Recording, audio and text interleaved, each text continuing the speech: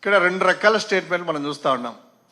యజమానేమో నేను ప్రభుత్వానికి ఇచ్చాను, ప్రభుత్వానికి నాకు సంబంధం లేదు అని ఆయన అంటారు. కానీ ఒక ముఖ్యమంత్రిగా చేసిన వ్యక్తి, ప్రస్తుతం ఉన్నటువంటి ముఖ్యమంత్రి, అప్పుడు ప్రతిపక్ష నాయకుడు ఇన్ని చేసినటువంటి వ్యక్తి ఆ ఇంటి గురించి అసెంబ్లీలో మాట్లాడుతూ బయట ప్రజావేదిక ఏమో ప్రభుత్వానిదట. ప్రజావేదిక ఎక్కడుంది? ఇంటికంటే ముందు ఇంకా ఇక్కడుంది. ప్రజావేదిక ఏమో ప్రభుత్వానిదట.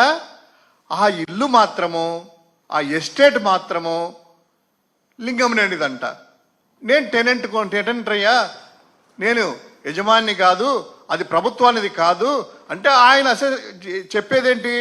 ఆ బిల్డింగ్ ఏమో లింగంనేని గారిది అంట. ఎంత కాంట్రడిక్టరీ అండి. యజమాని నాది కాదు, ప్రభుత్వానికి ఇచ్చిన అంటాడు. నివాసం ఉన్నటువంటి ఆయన నార్మల్ వ్యక్తి కాదు, అక్కడ ఏదో తెలియక ఏదో నేను రెంటుకుంటా అనడానికి. ఆ వ్యక్తి ఎవరు?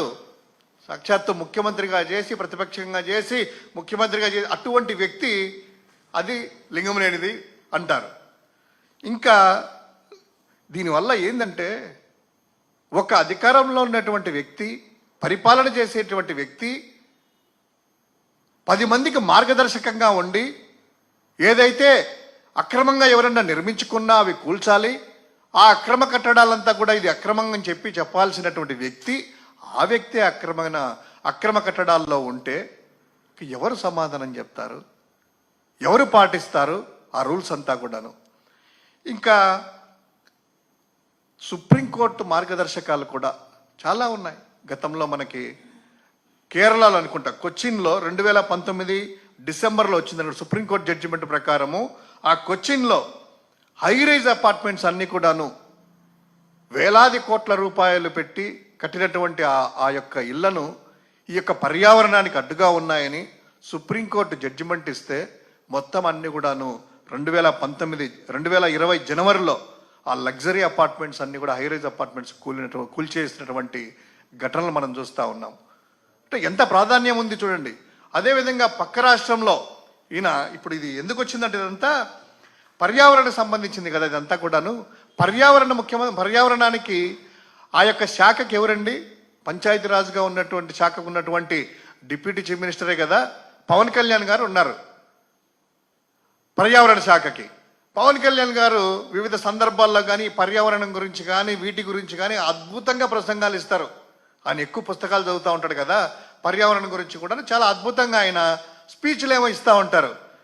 పక్కనున్నటువంటి రాష్ట్రంలో హైడ్రా సంబంధించిన కూల్చివేతల్లో కూడా ఏదో ఇష్టాగోష్ఠి కార్యక్రమంలో విలేకరులతో ఆయన మాట్లాడుతూ ఆయన రేవంత్ని అంటే పొగుడుతూనే ఉంటాడు. మొన్న పుష్ప సినిమా సంబంధించిన ఆ ఇష్యూలో కూడా అల్లు అర్జున్ విషయంలో రేవంత్ను చాలా గొప్పని పొగిడాడు. అది పక్కన పెడితే ఈ హైడ్రా సంబంధించిన కూల్చివేతల్లో కూడాను బాగా అద్భుతమైన నిర్ణయము, ఆంధ్రప్రదేశ్లో కూడా అలానే చేస్తాము, పర్యావరణాన్ని కాపాడాలా, అక్కడ నాగార్జున బిల్డింగులు పడగొట్టారు, ఇది కొట్టారు, చట్టం ఏదైనా కూడాను కాపాడాలి, పర్యావరణాన్ని కాపాడాలి, అదే మా యొక్క సిద్ధాంతం కూడాను.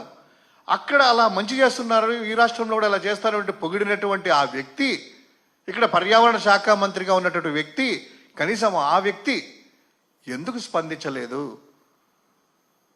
ఆయనే కదా, కనీసం ఆయన శాఖకైనా కూడాను పట్టుందా ఆయనకు ఆ శాఖ మీద? ఇది అక్రమ కట్టడం అని ఆయనకు తెలుసు కదా.